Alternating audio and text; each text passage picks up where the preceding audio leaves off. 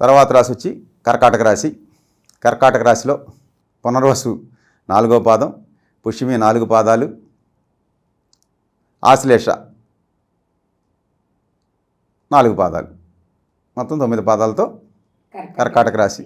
ఫిబ్రవరిలో కర్కాటక రాశి వారి జాతకాలు ఎలా ఉన్నాయి?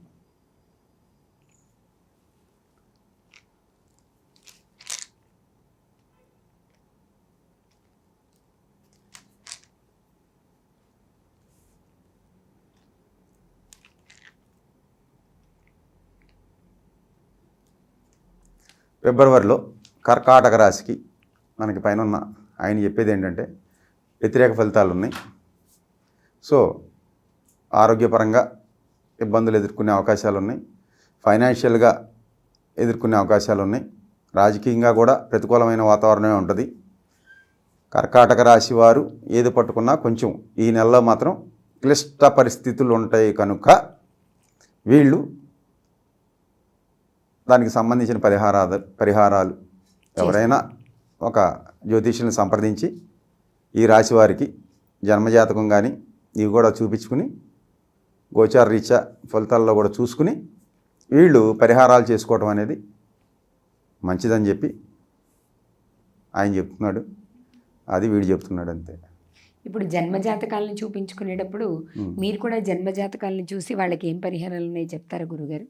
జన్మజాతకంలో ఏ లగ్నం అయింది, ఏ నక్షత్రంలో పుట్టారు, దశాంతర్దశలు ఏం జరుగుతున్నాయి, ఆ దశాంతర్దశల్లో ఉన్న గ్రహాలు ఏ స్థానాల్లో ఉన్నవి, వాటికి ఏ దృష్టులు ఉన్నవి, కొన్ని పరిశీలన చేసి బాగుంటే అంతా మంచిగా ఉంటుంది. డాక్టర్ దగ్గరికి వెళ్ళే పని లేదు.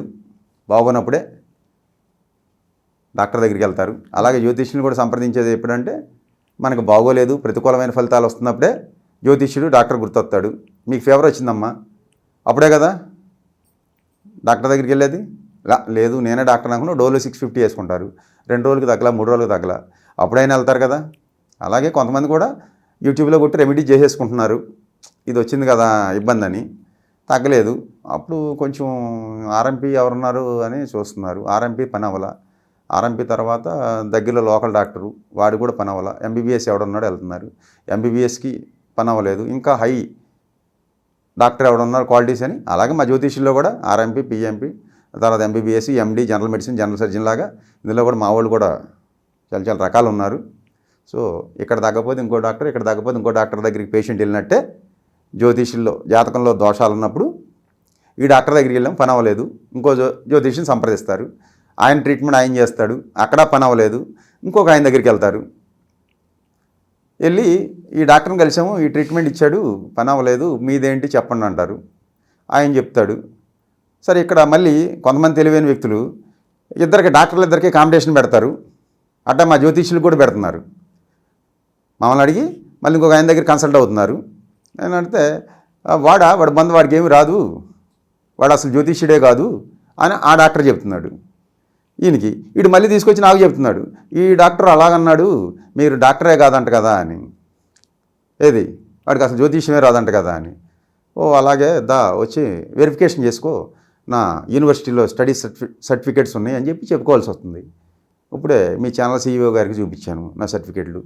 అలాగే ఇప్పుడు నేను ఎంబీబీఎస్ పట్టా ఉందా లేదా, ఏదో దొంగ బోర్డు పెట్టుకుని జ్యోతిష్ చేస్తున్నారు కదమ్మా చాలామంది క్లినిక్లు, రైట్ చేసి పట్టుకుంటున్నారు కదా దొంగ డాక్టర్ని. అలాగే మా జ్యోతిష్యులు కూడా ఏమైనా యూనివర్సిటీలో చదువుకునే డిగ్రీలు ఉంటే చూపించుకుని చేసుకోవచ్చు. కానీ గురుగారు ఇక్కడ నాకు ఒక సందేహం, ఇప్పుడు డాక్టరు రోగం అనేది పక్కకు పెట్టి మనం జ్యోతిష్యం గురించే మాట్లాడుకుందాం. ఏ జ్యోతిష్యుడు చూసినా ఆయన జాతకం అదే కదా. మరి ఈ ముందు మీరు చెప్పినట్టు మొదటి స్థాయి, 2వ స్థాయి వాళ్ళ దగ్గర వాళ్ళ సమస్యకు పరిష్కారం ఎందుకు దొరకట్లేదు?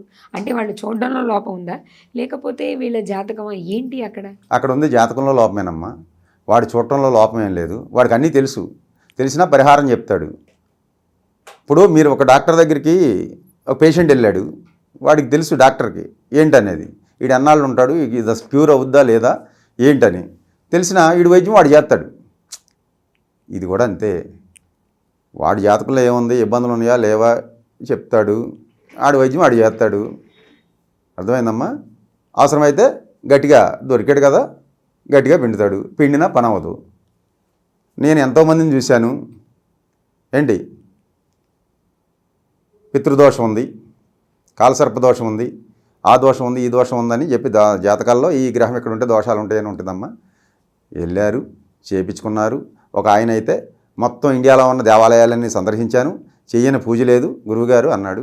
నేను చెప్పాను, ఈ 7 ఏళ్ళు నీ సినిమా అటర్ ఫ్లాపే, నువ్వు ఎన్ని చేసినా అన్నాను. అదే జరిగింది అన్నాడు.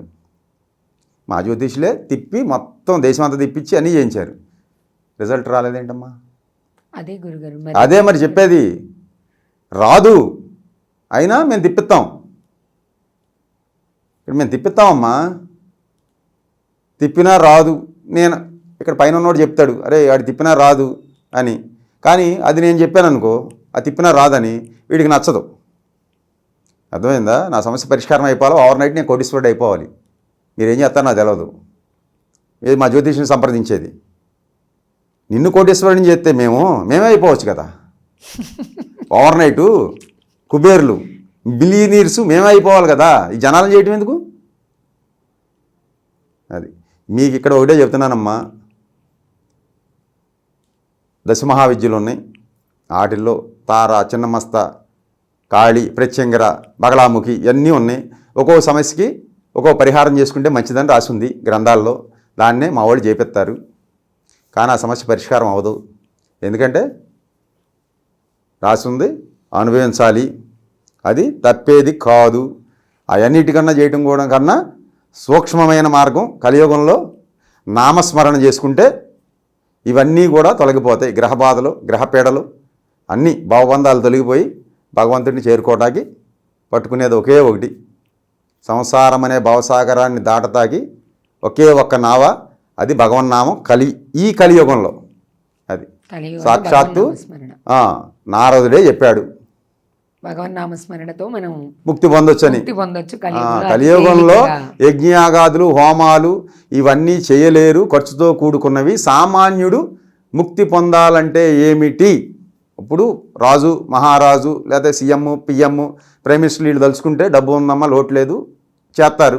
ఇది ఈ రాజశ్యామలా కానీ ఇంకోటైనా ఒక సామాన్యుడు ఉన్నాడు, ఓ చెట్టు కింద ఉండేవాడు, వాడు ఇవన్నీ చేయలేడు, పెట్టుకోలేడు, ఖర్చు చేయలేడు. వాడికి కష్టం వచ్చింది, పరిహారం ఏంటి చెప్పండి? దీనికే భగవన్నామస్మరణ, భగవన్నామం పట్టుకుంటే అంతా మీ దగ్గరే ఉంటుంది.